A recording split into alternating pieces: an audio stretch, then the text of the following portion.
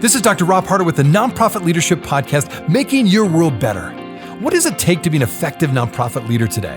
What are the biggest challenges? What are the biggest obstacles? How should nonprofits fundraise in an economy that is constantly changing? All of these reasons combined led me to start this show. And it's my hope that through this series, people can learn not only what it takes to be an effective nonprofit organization, but to hear from effective leaders who are successfully making a positive impact in their communities.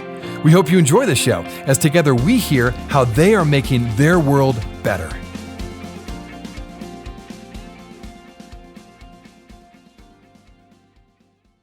One of the challenges for an effective nonprofit leader right now is getting the right information so you can make solid financial decisions to help your organization thrive. To do this, you need the best accounting and donation software. Researching, learning, and maintaining software can get really costly. So let me save you some time and money. Aplos just might be the solution you're looking for.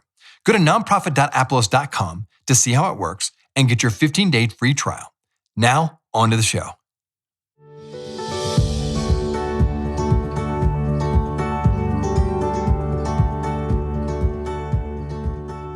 Have you ever wondered how philanthropy and charity first began? Well, the answer may surprise you. Author Paul Vallely has written a new book that serves as an encyclopedic review of the origins and history of philanthropy and charity over the centuries. The Greek roots for the word philanthropy refer to the love of humankind, and Paul argues that today, too many people and organizations have lost the true purpose of charity and offers a new way back to the roots of good philanthropy. Enjoy today's show.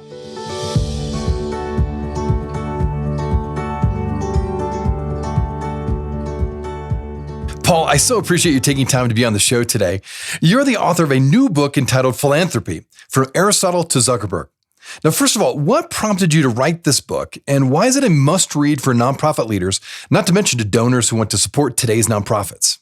Was approached by a philanthropist who was aware there hadn't been a history of English philanthropy written for 50 years. And he asked me if I was interested in writing it. He'd read some of my other books, thought about it and said, yeah, that'll be good. And he said, well, I'll give you a research grant for 2 years. Fortunately, it took me 6 years to do it. So I've ended up out of pocket, but that's philanthropy for you.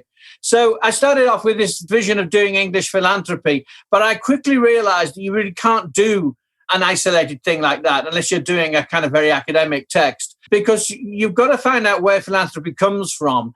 And you've got to look at where it is now. And now it is totally globalized.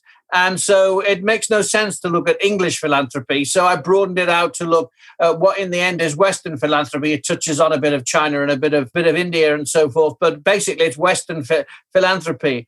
And to find out where you start with that, you go back to the ancient Greeks. They invented the word, phil, for love, anthropos, for human beings, love of mankind, love of humankind. And you start with the Greeks. The Greeks had this notion, they called it liturgia. It's where our word liturgy comes from. And it was rich men were expected to finance public projects. And it could be little things like, paying for Aeschylus to write a play. Aeschylus was the first person who actually used the word philanthropy.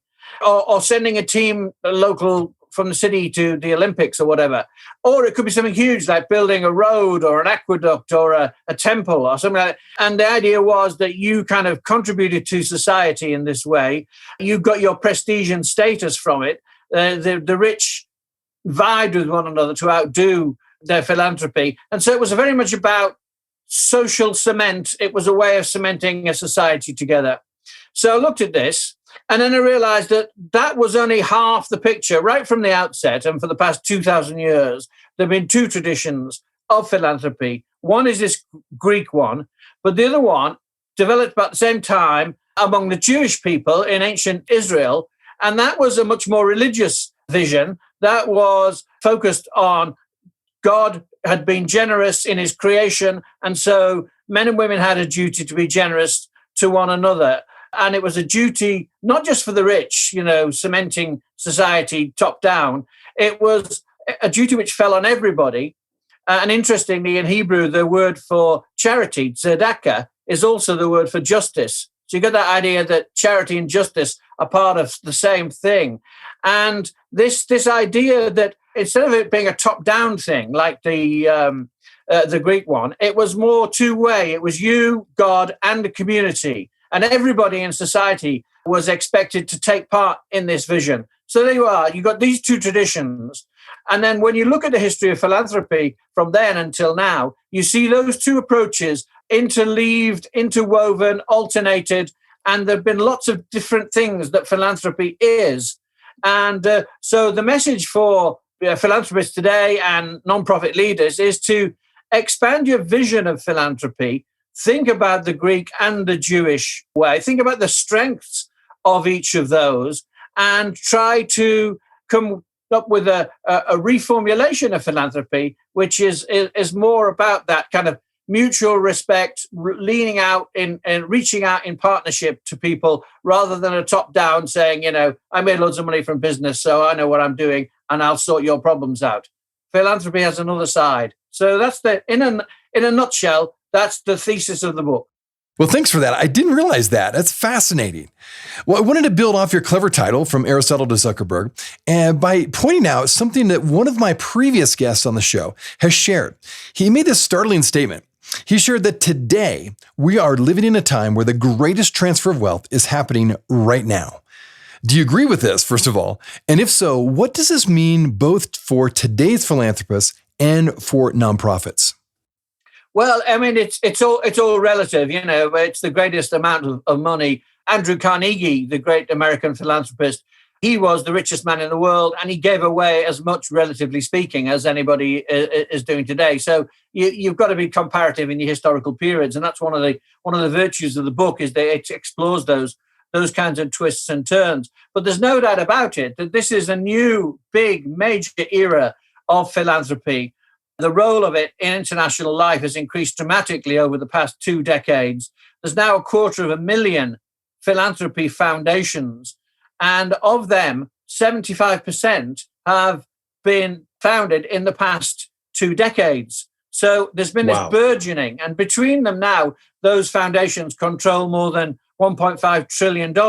So you look at something like the Gates Foundation, it's got a bigger budget than 70% of the world's nations. And when Gates decided to spend on malaria research, the global funding on malaria research doubled overnight.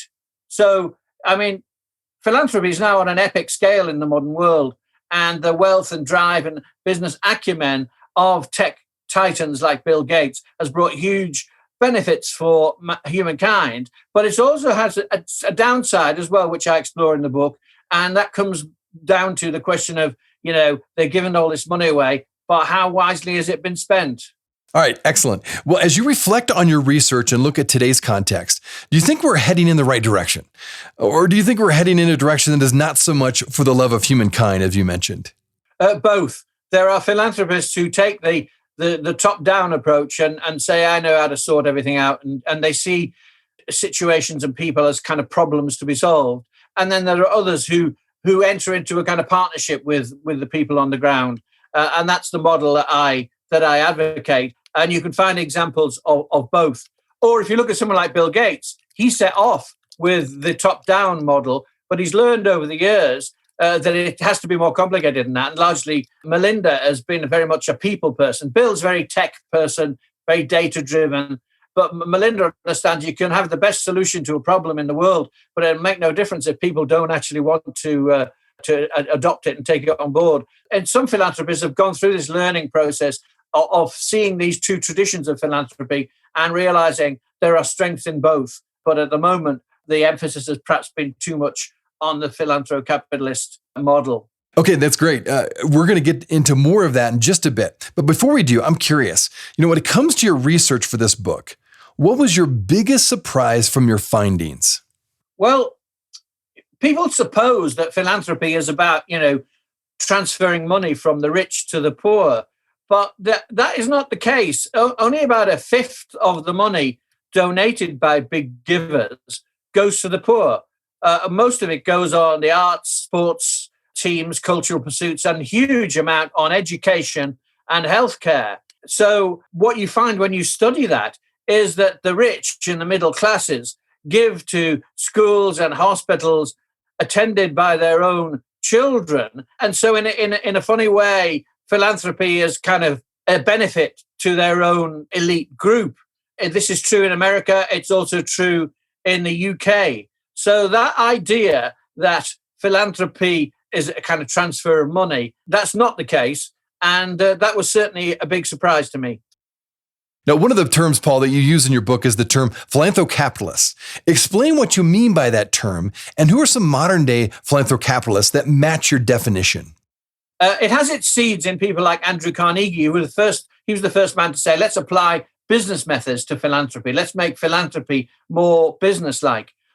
And in the modern era, Gates is obviously the mega example, but there are lots of others as well. People who pursue a policy of effective altruism, which means that you look at a problem and think, how can this problem best be solved? What's the most efficient way of using my money? And they come up with matrices full of data, and it's all kind of very coldly analyzed. And it can have great success in certain kinds of problems. Like, something simple, like where the theory of change of the non-profit is something like, supplying malaria nets. Well, that's pretty obvious. $3 in, one malaria net equals a certain percentage of lives saved. So that's easy to quantify. And the philanthrocapitalist model works well with that kind of thing. More complicated things, if, say, you wanted to improve the living conditions of people in a poor area where they were struggling because of environmental pollution caused by some big oil company or some other kind of extractive mining industry or whatever, and you had to kind of look at the human rights implications of it, how the workers were treated, what the environmental considerations were. All of that is much more complicated, and the philanthrocapitalist model doesn't work so well on that. And so the danger with exclusively philanthrocapitalists is that you go for like the low-hanging fruit, and the complicated, difficult situations get put on the back burner. We'll be right back. Hey, friends. Thanks so much for listening to the podcast. If this is your first time listening to us, I wanted to make sure you're aware of a whole group of other episodes with fascinating guests that I previously interviewed. Just go to our website, nonprofitleadershippodcast.org. There you'll find numerous interviews of nonprofit leaders from all over the country, including some from other countries, all trying to make their world better. So when you go to our website, you can also subscribe to my monthly leadership update in order to get more content, ask me questions, and discover additional information. Just look for the subscribe button on the right-hand side of the webpage. Thanks again for listening. Now back to the show. Well, one of the things you argue in your book is that over the years, philanthropy lost an essential element, specifically as it entered the modern era. What is the essential element that was lost, and why is that so critical? Well, if you look back to that Jewish tradition, that was then carried on in Christianity right through the Middle Ages. We tend to kind of gloss over the Middle Ages, but they lasted 1,000 years, from the 4th century to the 14th. And there was a model there which was very unequal. It was pretty rough being a peasant in feudal society, but there was a kind of system which had a certain kind of respect. People had a kind of place. And it came from the idea that the rich had a duty to help the poor. That was part of their religious duty. But the poor had a duty to pray for the rich, because the idea was that God hears the prayers of poor men and women more than the rich. And so if the poor were praying for the rich, then that was a good thing. So there was this kind of reciprocal, mutual thing. It was spiritual, not physical, but there was nonetheless this notion that everybody had a place. And yet, even right through to, King Louis IX in France, in the 13th century, he was still washing the feet of the poor personally. So there was that kind of acknowledgement that it was a kind of guard against hubris and pride. So there was a mutual respect. Now, when the Black Death came and the whole economy of Europe changed, the attitude of the rich to the poor changed for reasons I set out. It's really interesting, this, but I don't want to take up all the time of your podcast explaining it, but it's all there in the book. And there was a shift then, and the rich began to see the poor as a problem rather than people who were in need of assistance. They were, they might cause insurrection in society. They had to be controlled. There were poor laws. beggars were whipped in the streets. That went on then from like the Elizabethan England right through to the Victorians. And in the formation of American society, there was this attitude that the poor were in some peculiar way to blame for their own poverty.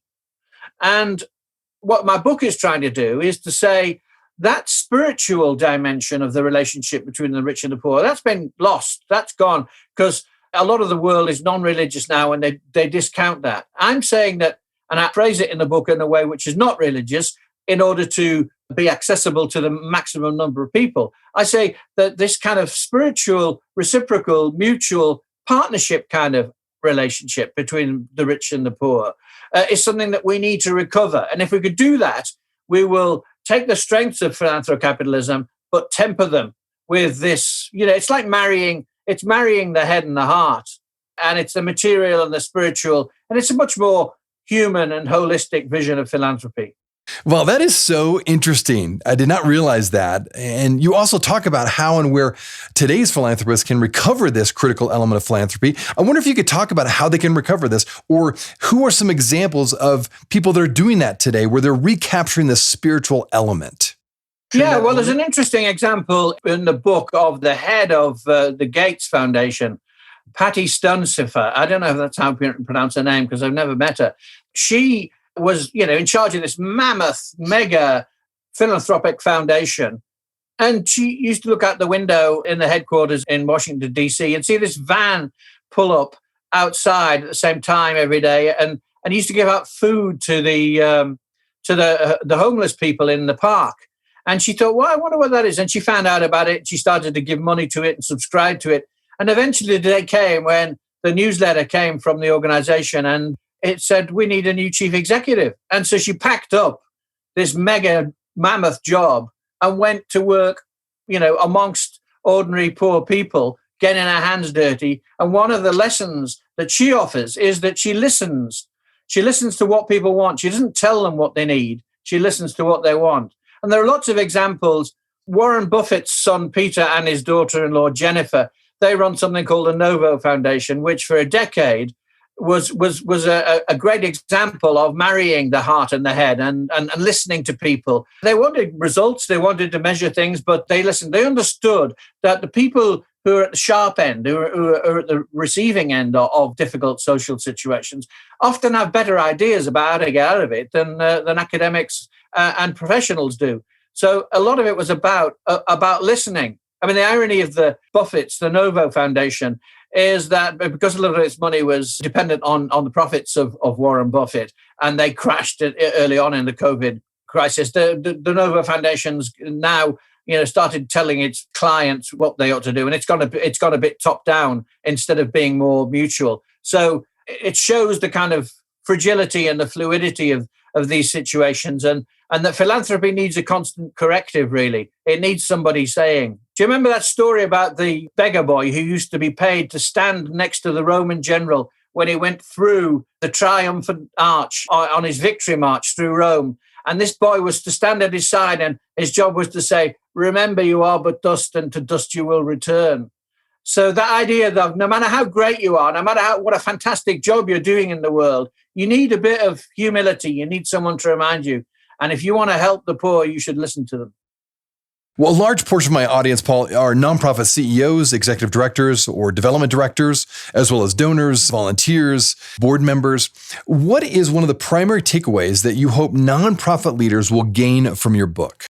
The end of the book is full of practical examples of how you can marry the head and the heart, how the strategic philanthropy and the reciprocal philanthropy can be brought together into a more fruitful relationship. I mean, I won't go through them because there's a lot of detail there. But in summary, it's about listening and partnership and mutual respect.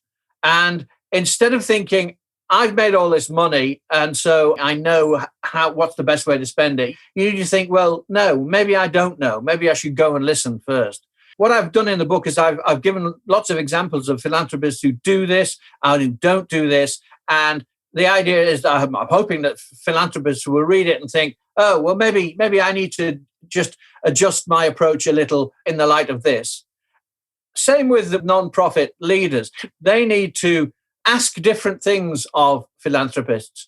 Don't necessarily take the money that they want to give, large sum though it may be, for something which in your heart, you know, because you've listened to your clients, isn't the best thing. Sometimes turn the money down, sometimes try and suggest alternative strategies. And so the thing for non-profit leaders is listen and have respect for the people that you're trying to help, bring them onto representatives onto your board. Sometimes it's about, because our currency is pounds, not dollars. I often say it's about giving away power, not pounds. Well, you can say it's about giving away power as well as dollars. And so you need to do that. You need to listen and to have a model of partnership at the heart of what you're doing, as well as all the obvious things about, measurement and evaluation and so forth. Well, I've really appreciated this deep dive into the history of philanthropy. Now, I'm curious too, how have your views, if they have changed at all, how have your views of philanthropy changed as a result of your research? I think I'm a bit more aware of what the pitfalls are. I first got interested in this area in the 1980s when I was the Times of London correspondent in Ethiopia during that terrible famine. So I've looked at aid agencies and development, and I'm aware of what works and what doesn't work, and what's your intuition is often wrong. I remember one great philanthropist who sent out a lot of chocolate drink, malted chocolate drink in England. It's called Horlicks. Chocolate Horlicks. They sent it all out to Ethiopia because they thought that'd be very beneficial. And I went out to one refugee camp and I was with the aid workers and having lunch with them. I saw this huge store of this chocolate Horlicks. I said, "What's all that?" They said, "Well, Ethiopians don't like chocolate. They've never had their palate corrupted by that sweet chocolate taste. So we can't get rid of it. We have to drink it all ourselves." So if that man had listened before he went out and sent the stuff out, he'd have been a more effective philanthropist. So it's about that. It's about listening and not always assuming what your instincts tell you is right. Okay, one last question, Paul. We have been in the midst of this worldwide pandemic, right? And I'm curious from your perspective, how has COVID impacted philanthropy? Or, in your opinion, how will it impact the future of philanthropy long term? Well, it could go either way. It could go back to the old model, or people could learn lessons as a result of it. And when you look at the kind of cooperation and the mutual help groups that are setting up, and the way people in neighborhoods are helping each other, you see the cooperative, benign side of humankind. So the pandemic is bringing that out in lots of people. People could get selfish. They could try and kind of keep the vaccine to themselves, or they could say, no, we've got to take it out to the poor countries, because let's face it, if the poor countries keep getting it and keep getting different mutations and they come back to the rich countries, we'll suffer in the end. So, it's all that, there's an enlightened self-interest. But the other thing that I think has been noticeable about the pandemic is that it's highlighted the importance of the role of philanthropy. Because if you look at, the development of vaccines and that kind of thing, big pharmaceutical companies didn't want to spend money on these kind of projects because they were only affected by poor people. It doesn't matter about malaria because it's only poor people in far-off countries who get it. So let's just concentrate on a cure for baldness or slimming pills. So that's a business problem. Government problem is, these are faraway people. We don't really care about them. And anyway, we're not going to be able to solve this long-term problem in the next 5 years, 4 years before the next election. So that you've got this problem that is not amenable to the market. It's not amenable to the state either. So who can help with that? The third sector, philanthropy. Philanthropy can innovate. It can put money into things without anybody saying, oh, that'll be a waste of money. That'll never work. They can take risks. And if you look at what's happened, terrible way of putting it, but philanthropy's had a very good pandemic. The last count was, I think, about $20 billion have gone from philanthropists into different projects of alleviation or of vaccines. I mean, look at the Gates Foundation has done fantastic things on developing different vaccines, and Gates has paid for the biggest manufacturer of vaccines in the world, which is in India, to produce low cost shots of the vaccine for $30 a shot, so $3 a shot. I mean, that's all stuff that it highlights the strength of philanthropy as a pillar, a third pillar in society that can do things that the government can't do and can do things that the market won't do. Well, thank you again for sharing your insights with us. What depth of knowledge you have on this topic. This has been so interesting. So how can my listeners find out more about you and your book? Where would you send them? Well, if you look at me on Twitter, I'm at PVAL, P-V-A-L-L. And on there, you'll see a link to the book. Has got a website, which is at www.philanthropyatoz.com. It's all one word, philanthropy atos is it's spelled. But if you go on the Twitter thing, you'll find a link to that. And there's a lot of explanation about the book there. All the source notes for the book are there. The book would have been another 100 pages, 150 pages long if I'd put all the source notes in it. They're all on the internet, so you can click through to the sources. And that's the place to find out more about the book. And I hope people will, because I've enjoyed this writing project. But I also feel as though I've learned a lot from it. And that there's a lot there which a whole range of people could find, will make their lives better, make their jobs better, make them do their jobs better, and just make the world a better place. Well, I'm hopeful, Paul, that a lot of people will read your book just to give us all context of where philanthropy has come from in the Western world anyway, because it's so fascinating and it's so helpful as we move forward. So thanks again for being on the show, and thanks for calling in all the way from Great Britain. Thank you very much. And the full title of the book is Philanthropy from Aristotle to Zuckerberg.